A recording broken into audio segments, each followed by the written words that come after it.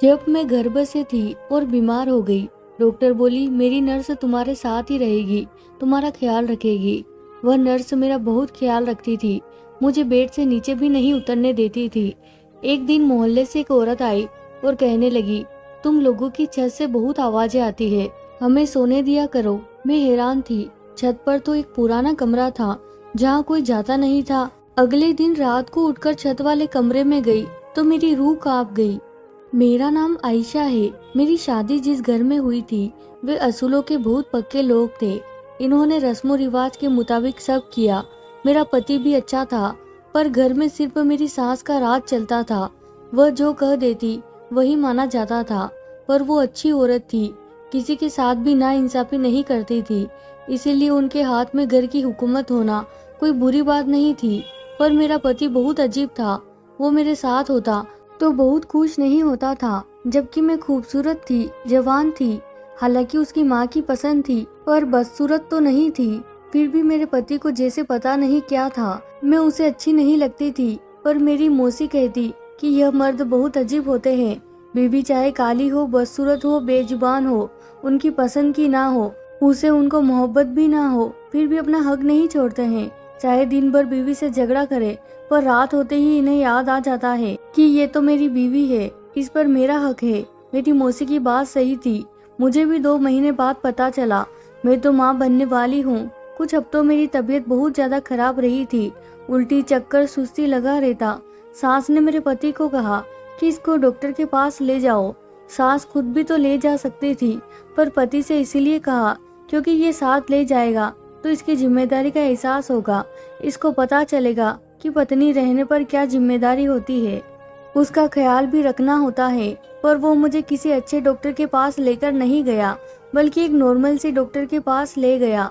Doctor मुझे देखकर थोड़ी हैरान लग रही थी। उसने मेरा चेकअप किया और कहा, आपकी तबीयत तो बहुत खराब है, जैसे जैसे दिन आगे बढ़ेंगे तबीयत और खराब होती जाएगी। मैं परेशान हो गई। डॉक्टर ने कहा, आपके पास 24 घंटे कोई ना कोई ऐसा होना चाहिए जो मेडिकल को समझता हो, ताकि अगर अचानक आपकी तबीयत खराब हो जाए तो वो आपकी मदद कर सके। बात तो उनकी ठीक थी। मेरे पति ने भी कहा कि ये अच्छी बात है, इसीलिए उसने हामी भर दी। मैंने भी कहा कि ठीक है। डॉक्टर ने नर्स को मेरे साथ रहने का काम दिया। वही नर्स जो मुझे देखकर काफी हैरान थी। उसका नाम शालिनी था। वो मेरी ही उम्र की थी और बहुत खूबसूरत थी। मैंने पति से कहा कि अपनी मम्मी से खुद बात करना। उसने कहा, तुम टेंशन ना लो, मैं संभाल लूंगा। उसे घर का पता दिया, पैसे तय किए और उसका फोन नंबर लिया। डॉक्टर ने उसकी गारंटी भी दी थी। वो दिन रात हमारे साथ ही रहने वाली थी। घर आए तो सास को सब बताया। ये पहला काम था जो मेरा पति बहुत जिम्मेदारी से काम कर रहा था। शायद उसे एहसास हो गया था। अगले दिन सुबह सुबह शालिनी घर आ गई। उसे कुछ सामान के साथ मेरे कमरे के सामने वाला कमरा दिया गया, ताकि मुझे उसकी जरूरत हो तो मैं उसे आसानी से बुला सकूं। मेरी नंद ने बातें की, बड़ा ख्याल रखा जा रहा है। तो मेरी सास ने कहा कि वो इस खानदान का बच्चा पैदा कर रही है। बच्चा पैदा करना कोई आसान काम नहीं होता। पहले बच्चे की बारी तो और भी ज्यादा तकलीफ होती है। जब तुम माँ बनोगी तो तुम्हें पता चलेगा, इसीलिए ज्यादा बातें नहीं करो। मेरी सास तो वाकई दबंग औरत थी। सब कुछ ठीक था। मेरी तबीयत खराब हुई तो मेरे लिए एक पर्सनल नर्स रख दी गई, वो भी दिन रात की ड्यूटी पर। ये कोई छोटी बात नहीं थी। मैं पूरी तरह से बेड रेस्ट पर थी। शालिनी भी अच्छी थी, मेरा बहुत ज्यादा ख्याल रखती। पर एक रात जब अचानक मेरी तबीयत खराब हुई तो मैंने उसे आवाज दी। मैं उसे पुकार रही थी पर वो नहीं आ रही थी और कमरे में मेरा पति भी नहीं था। मैं उठकर उसके कमरे की तरफ गई तो वहाँ भी नहीं थी। मुझे गुस्सा आने लगा कि ये है कहाँ। फिर अचानक से वो कहीं से आ गई। मेरा पति भी हमारे कमरे से आया। मैंने पूछा, आप कहाँ थे? तो कहने लगे, मैं बाथरूम में था। शायद ठीक कर रहे थे, क्योंकि मैंने उन्हें वहाँ तलाश नहीं किया था। जो भी हो, शालिनी ने मेरा बीपी चेक किया, मुझे दवाई दी तो मेरी तबीयत कुछ बेहतर हो गई। फिर मैं सुकून से सो गई। पर मेरे पति के चेहरे पर ज्यादा फिक्र या परेशानी नहीं नजर आ रही थी, बल्कि आजकल मेरा पति बहुत खुश रहता था। आजकल उसके चेहरे पर एक अजीब तरह की मुस्कुराहट थी। सब कह रहे थे कि शादी करके खुश है, जबकि मुझे पता था कि इसे शादी से कोई खुशी नहीं मिली। वो तो कुछ दिन से ही खुश था, वरना पहले तो उसने ऐसा मुंह बना रखा था जैसे कोई मर गया हो, जैसे उसकी प्यारी पत्नी मर गई हो जिससे उसे बहुत मोहब्बत थी। शायद औलाद की खबर से खुश था, पर मम्मी ने समझाया था कि कमरे की बातें बाहर नहीं निकालना, इसीलिए मैंने इस बारे में किसी से जिक्र नहीं किया था। शालिनी ना सिर्फ हमारी नर्स थी, बल्कि वो तो सबके साथ घुल मिल गई थी। ऐसा लगता था कि इस खानदान का हिस्सा है। कभी कभी उसका जरूरत से ज्यादा मीठा व्यवहार मुझे अजीब लगता था। एक दिन तो मेरी नंद ने कह दिया कि कितनी अच्छी है वो हंसमुख सी, एक हमारी भाभी है, जब से आई है मुंह बंद करके फिरती रहती है। मैंने उससे कहा कि सबका अपना मिजाज होता है, तुम्हें इस तरह की फिजूल बात नहीं करनी चाहिए। मेरी सास ने भी कहा कि ऐसा नहीं कहना दोबारा। न जाने मेरी नंद को मुझसे इतनी नफरत क्यों थी, पर मुझे उससे नफरत नहीं थी। इस बात का सबूत यही है कि मुझे पता चला कि उसका किसी के साथ चक्कर चल रहा है। फिर भी मैंने ये बात किसी को नहीं बताई, क्योंकि ये इस घर की इज्जत का सवाल था और मैं नहीं चाहती थी कि मैं शिकायत बताऊं और वो मुझे सबके सामने झूठा साबित कर दे, क्योंकि आजकल की लड़कियों का तो पता है बहुत चालाक होती है। यूं सबके सामने मेरी ही बेइज्जती होनी थी, इसीलिए मैं खामोश हो गई और इस चीज पर कोई बात नहीं की। मैंने उसको उसके हाल पर छोड़ दिया और अपनी जिंदगी में मसरूफ हो गई। दिन इसी तरह गुजरने लगे, जब एक दिन बहुत कुछ अजीब हुआ। मेरी सास घर नहीं थी। जब मोहल्ले वाली मिलने आई, मेरी नंद भी कॉलेज गई हुई थी, इसीलिए उसके पास मुझे ही बैठना पड़ा। मैंने चाय पानी सामने रखा और बातचीत हाल तबीयत पूछना शुरू किया। उनकी और हमारे घर की एक ही दीवार थी। वो कहने लगी, अच्छा हुआ तुम ही अकेले में मिल गई, मुझे बहुत जरूरी बात करनी थी। मैंने कहा, जी कहिए। उसने कहा, तुम दोनों की नई नई शादी हुई है, मुझे पता है, दोनों जवान हो, खूबसूरत हो। शादी के शुरू के दिन तो बड़े हसीन होते हैं, रहा भी नहीं जाता एक दूसरे के बिना। मैं हैरान हुई कि ये आंटी किस तरह की बातें कर रही है। वो खुद भी बहुत संभल कर बोल रही थी। मैंने कहा, आप क्या कहना चाहती है, खुलकर कहे, कोई दिक्कत नहीं। इन्होंने कहा, बेटा हम आपकी तरह अमीर नहीं है, हमें आजकल बहुत गर्मी होती है, कमरों में दम घुटता है, कोई एसी भी नहीं होता, एक एयर कूलर है बाबा आदम के जमाने का, उसी के आगे चारपाई डालकर रात को छत पर सोते हैं। मेरे पति भी और 4 बेटियां भी, सभी जवान हैं। ऐसे में जब हम ऊपर सोए होते हैं तो तुम लोगों की छत से अजीब आवाजें आती है कि बच्चे अभी शर्म से पानी पानी हो जाती है। और मैं भी, हम लोगों को सोने दे, आप लोग अपनी जगह बदल ले। मैं उसकी बात सुनकर हैरान रह गई कि ये औरत क्या कह रही है, कौन सी आवाजों की बात कर रही है। मैंने कहा, आंटी भगवान से डरे, ऐसी कोई बात नहीं है, मैं तो आजकल बीमार हूँ, कमरे से बाहर भी नहीं निकलती। उसने कहा, मैं बात नहीं करना चाह रही थी कि तुम शर्मिंदा ना हो, बस इस बारे में कुछ सोच लो। अच्छा नहीं लगता बेटी, तुम भी मेरी बेटियों की उम्र की हो, इसीलिए प्यार से समझाने चली आई हूँ। बाकी मेरी बात का बुरा न मानना, नई नई शादी है, दोनों खूबसूरत हो, भगवान तुम दोनों की प्यार को यूं ही बनाए रखे, बस यही कहने आई थी मैं, मेरी बात पर गौर करना। वो वहाँ से जल्दी जल्दी में चली गई। मैं हैरान रह गई, इन्होंने मेरी बात भी नहीं समझी। छत पर एक पुराना कमरा था जहाँ कबाड़ रखा जाता था, हम वहाँ क्यों जाएंगे? मेरा पति तो मुझे कमरे में भी नहीं बुलाता था, मेरी तरफ ठीक तरह से देखता भी नहीं था। इतनी मजबूरी कौन सी थी कि हम कोई ऐसी वैसी बात करते? मैं तो हैरान थी कि शायद इनको कोई गलतफहमी हुई है, शायद आवाज किसी और घर से आ रही थी। हमारी नई नई शादी तो हुई थी, पर इसका मतलब यह नहीं था कि हमने सिर्फ शादी की थी। इस मोहल्ले में सिर्फ हम दोनों ही नहीं थे, दूसरे लोग भी रहते थे, पर बात थी गौर करने की, कहीं ये सब मेरी नंद की पकई हुई खीर तो नहीं। वो किसी को घर बुलाती हो, तौबा तौबा, क्या वो इस हद तक गिर सकती है कि किसी को रात को छत पर बुलाती थी? पर आजकल ये सब आम था। जैसे एक झूठ को छिपाने के लिए 100 झूठ बोलना पड़ता है, वैसे ही एक बुराई आगे 1000 बुराइयों की तरफ ले जाती है। मुझे अपनी नंद पर नजर रखनी चाहिए थी और अब सबूत के साथ ये घर वालों को बता देना चाहिए था, क्योंकि इस तरह तो वह इस घर की इज्जत को नीलाम कर रही थी। मुझे इसे रोकना चाहिए था, इसीलिए सोच लिया कि कुछ न कुछ तो करना ही पड़ेगा। वैसे कितनी अजीब लड़की थी मेरी नंद, तौबा तौबा। मुझे नंद पर नजर रखना थी, पर शालिनी मुझे बिस्तर से उतरने ही नहीं देती थी। उसे जाने क्या दिक्कत था। इतनी भी तबीयत खराब नहीं थी मेरी, पर आज रात तो कुछ बहुत ही अजीब हुआ। मुझे ऐसी बेहोशी वाली नींद आई कि सुबह मुझे पता चला कि मैं तो सो गई थी, जबकि मुझे नंद पर नज़र रखनी थी। सोचा था फ़ोन पर कोई वीडियो या कोई आवाज़ रिकॉर्ड कर लूँगी, पर मौका ही नहीं मिल रहा था। रात होते ही मैं ऐसी नींद में चली जाती थी कि अपना भी होश नहीं रहता था। मैं खुद हैरान थी कि मेरे साथ क्या हो रहा है। पर एक दिन बहुत अजीब हुआ। मेरी नंद अपने उसी बॉयफ्रेंड से बात कर रही थी। दोनों झगड़ रहे थे। वह कह रही थी कि कब से कह रही हूँ मैं तुमसे अकेले मिलने नहीं आ सकती, तुम्हें यह बात समझ नहीं आती है। हाँ, मेरी माँ से मुझे बहुत डर लगता है। मैं हैरान थी कि ये ऐसा क्या सोचती है। ये तो इतना बड़ा काम नहीं कर सकती। ये तो आदमी से इसी बात पर लड़ रही है कि मिलने नहीं आ सकती। इसका मतलब ये इसका काम नहीं था। पर जब मैं वहाँ से जाने लगी, मेरी नंद ने मुझे देख लिया और कहा, भाभी आप यहाँ क्या कर रही है। मैं थोड़ा घबरा गई। मैंने उससे कहा कि तुमसे एक बात करनी है। उसने कहा अंदर आ जाए। मैंने उसे सब बता दिया। मैं उसके बारे में भी जानती थी। वो हैरान थी। उसने कहा आपको सब पता था, फिर भी आपने किसी को नहीं बताया। ये तो आपका बड़प्पन है, वरना भाभी हो और नंद का राज रखे। मैंने कहा सब एक जैसे नहीं होते। उससे मेरी दोस्ती हो गई।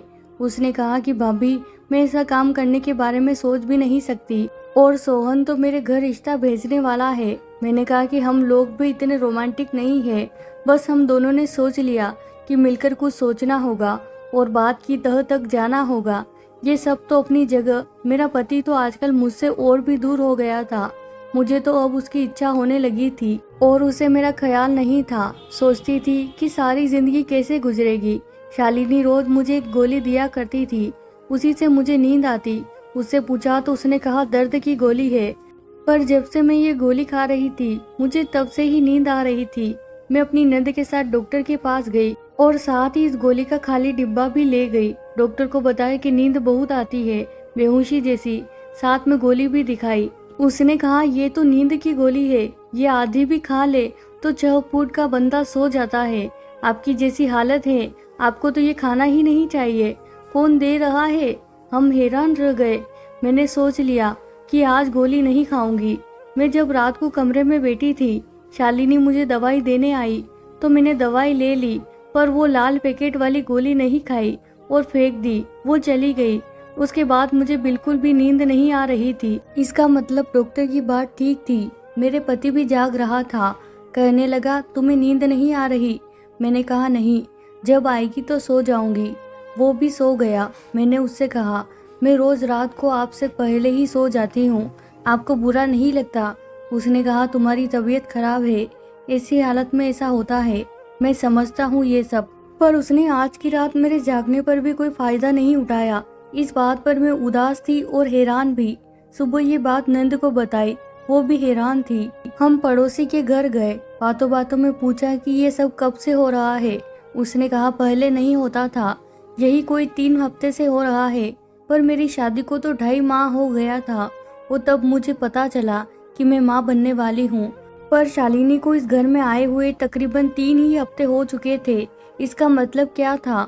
अगले दिन मैंने और मेरी नंद ने प्लान बना लिया, फिर रात को छत पर जाएंगे। हम फोन पर बात कर रहे थे। मेरी आंख लग गई, पर अचानक जाग गई। पति कमरे में नहीं था, पर शायद बाथरूम में था। कोई अंदर से आवाजें आ रही थी। मैं भी कमरे से निकल गई। अपनी नंद के साथ छत वाले कमरे की तरफ दबे पांव बढ़ी। हम दोनों काफी डरी हुई थी और हैरान भी कि क्या हुआ होगा आगे। पड़ोसी वालों के एयर कूलर की आवाज भी आ रही थी, मतलब वो भी छत पर सो रहे थे। मेरी नंद तो साथ डंडा भी लाई थी। उसका कहना था जरूर कोई और ही है जो हमारे कमरे का गलत काम के लिए इस्तेमाल कर रहा है। उसकी बात भी ठीक हो सकती थी, लेकिन आज इस रात से पर्दा उठ ही जाना था। जब हम करीब पहुँचे तो वाकई आवाज आ रही थी। हम हैरान रह गए। हमने एक दूसरे की तरफ देखा कि अब क्या करे। मतलब अंदर कोई था, जरूर एक मर्द और एक औरत। मेरी नंद ने अचानक आगे बढ़कर दरवाजा खोल दिया, जैसे अब उसे और इंतजार नहीं हो रहा था। वो सामने का मंजर देखकर हमारी रूह कांप गई। हम लोगों ने मुंह फेर लिया। मेरी नंद के हाथ से डंडा गिर गया, क्योंकि सामने कोई और नहीं, मेरा पति और शालिनी एक दूसरे के साथ मौजूद थे। मैंने तो रोना शुरू कर दिया। मेरे दिमाग ने काम करना बंद कर दिया। नंद ने चिल्ला चिल्लाकर सांस को बुला लिया। थोड़ी देर बाद घर का माहौल अदालत जैसा था। मेरा पति और शालिनी किसी मुजरिम की तरह खड़े थे। मैंने आज सब कुछ बता दिया कि मेरे पति का व्यवहार कैसा था। नर्स मुझे नींद की दवाई दे रही थी, जबकि इससे मेरी जान को खतरा भी था। सब कुछ बता दिया, पड़ोसी वाली बात भी। मेरी सास ने कहा, अब तुम दोनों सच बताओगे कि मैं पुलिस को बुला लूं? मेरी नर्स डर गई और सब सच बताने लगी। उसने कहा, आपका बेटा और मैं एक दूसरे से प्यार करते हैं, पर मेरी जात पात का कुछ पता नहीं, माँ बाप ही नहीं है सर पर, इसीलिए इसको यकीन था कि आप नहीं मानेंगी। आपने अपने बेटे की शादी कर दी, पर हमारी मोहब्बत को सुकून नहीं था। फिर हमने एक प्लान बनाया। डॉक्टर ने जानबूझकर कहा, आपकी बहू को 24 घंटे एक नर्स की जरूरत है, जबकि ऐसा कुछ नहीं था। वो डॉक्टर भी हमारे साथ मिली हुई थी। हम दोनों ने एक ही घर में रहने के लिए सब किया। आपकी बहू को मैं नींद की गोली दे देती थी ताकि उसे होश न रहे, और रात को उसका पति उसके कमरे में नहीं होता था। ये हम दोनों का प्लान था। रात होते ही हम छत वाले कमरे में चले जाते थे। नर्स की जबान रुक गई। मेरी सास ने कहा, रुक क्यों गई हो? अपनी बेशर्मी का किस्सा जारी रखो। मेरी सास ने पति को भी बातें सुनाना शुरू कर दी। उसकी खूब बेइज्जती की, उसे जायदाद से निकाल देने की बात कर दी। मैंने कहा, मेरा क्या कसूर है? अब मेरे बच्चे का क्या होगा? मैं क्या करूंगी? मेरा पति तो बेवफा और बुरे चरित्र का निकला। मेरी सास कोई सख्त फैसला सुनाना चाहती थी। जब शालिनी ने बाजी बदल दी, उसने एक ऐसी बात बताई कि सब लोग हैरान रह गए। मेरी सास ने ऐसा फैसला किया कि मैं भी हैरान रह गई। सास ने कहा था, इस औरत को पुलिस के हवाले करूंगी। बेटे को तब तक घर के अंदर नहीं आने दूंगी जब तक इसकी अकल ठिकाने नहीं आ सकती। पर वो लड़की बोली, आप ऐसा नहीं कर सकती। मेरी सास ने कहा, वो क्यों? मैंने कहा, बंद करो ये सब, मैं अपने घर जा रही हूँ। मेरी सास ने कहा कि नहीं बेटा, तुम नहीं जा सकती, क्योंकि तुम अकेली नहीं हो। तुम्हारे साथ हमारे घर का वारिस और इज्जत भी है। तुम धैर्य रखो, सब तुम्हारे हक में होगा। फिर मेरी सास ने नर्स से कहा कि निकल जाओ इस घर से, दफा हो जाओ। उसने ऐसी बात कही कि सब हैरान रह गए। उसने कहा, जैसे ये नहीं जा सकती क्योंकि इसके साथ वारिस है, इसी तरह आप मुझे भी नहीं निकाल सकती क्योंकि मेरे पेट में भी इस घर का वारिस है, यानी आपके बेटे की औलाद। हम सब हैरान रह गए। मेरी सास ने मेरे पति की तरफ देखा तो नर्स बोली, उसकी तरफ नहीं देखे, उसे तो 1 हफ्ते से पता है, वो तो उसका नाम भी सोच चुका है। मैंने जब ये सुना तो मैं बेहोश हो गई। आँख खुली तो मुझे मालूम हुआ कि मेरी सास का फैसला यह था कि शालिनी और मेरे पति का निकाह करवा दिया जाए, नहीं तो इस घर का वारिस नाजायज कहलाएगा।